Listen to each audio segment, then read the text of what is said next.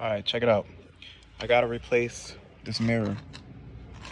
Took it to a body shop. They took forever to fix the damn car. Gave it back to me with problems. Anyway, I got the new mirror. Looked on YouTube. Nobody has just the actual glass replacement. So what I did was press record. And I'm not gonna show you me actually doing it because I need my hands. I don't have a tripod, but I'm gonna explain to you. So it's a motorized mirror. You point it all the way down towards the floor as far as it can go. Then you get a poke. I call it a stab though. You get a poke or stab, something pointy. It could be a flathead screwdriver. And then you stick it in here and you force it open to on the bracket part that's holding on to the actual mirror.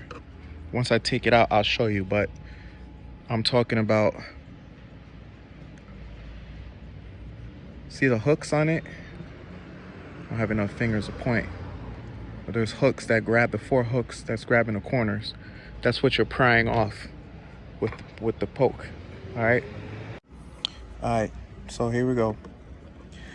I literally took the poke and I pried this off. You'll see the hooks or whatever where you have to pry it off of.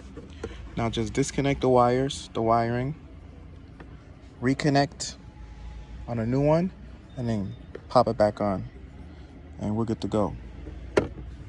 It's all wet in here because I just washed the car. Yeah.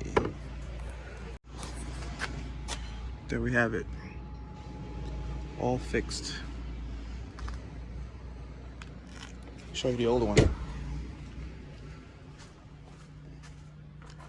Here is the old one.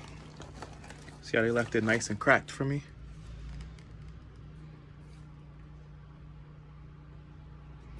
Yeah. So we're changing the actuator.